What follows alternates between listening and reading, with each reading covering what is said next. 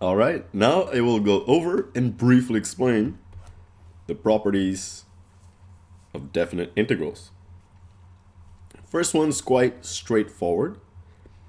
So if we have a constant multiplying a function and we're integrating that function, you can actually just essentially whisk out that constant from within the integral and have it outside and still multiply by the integral. So let's say that I had something like, just make up some numbers here. If I had 3, the integral from 0 to 2 of 3x squared dx. That's the exact same thing as 3 times the integral from 0 to 2 of just x squared. That's a very important property. Now, second property. If I'm taking the integral of any function from a to a, that's just 0. That's not too hard a property to really understand, I guess, because essentially let's say that we got a function y equals f of x here. And we know essentially that if a is bigger than b, right, and we're differentiating from a to b, the integral will represent the area underneath the curve f of x above the x-axis between a and b. But if b is equal to a, then it's just going to be a straight line here. We have no area, right? So that's it. So the integral from a to a of f of x is just 0. Great. Now, third property that we have here.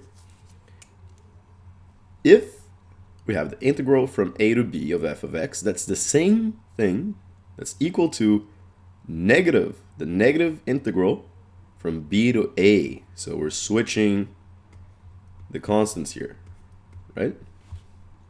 And what does that mean? I'll give you a little example. So if we were evaluating this, for example, we have 5 from 5 to 2, the integral from 5 to 2 of x to the 5. That's the exact same thing as the negative integral from 2 to 5 of x to the 5. That's it. Now, property number 4. There are no numbers for the properties really. Like, I guess if you have a calculus textbook, essentially you're gonna number the properties. Here I'm just basically laying them out. You might find them in a different order in your textbook. Here, if you have the integral from a to b of f of x plus or minus g of x, you can essentially break down the integral. So that's quite straightforward as well. So if I had the integral from 3 to 7 of x squared plus 3x, that's the same thing as the integral from 3 to 7 of x squared plus the integral from 3 to 7 of 3x. That's it. So you can break down the integral like that. If there was a minus, you could have done the same, and there would be a minus in between here. Great. And last property I'm going to mention in this video is this property here. If you have the integral from a to b of f of x, now in this case I'm going to take c being between a and b.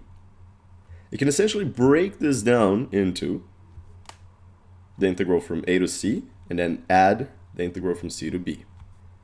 And I'll show that graphically as well. So let's say I have something like this. That's y equals f of x. Okay. And I have a value a value c, which is between a and b, and the value b.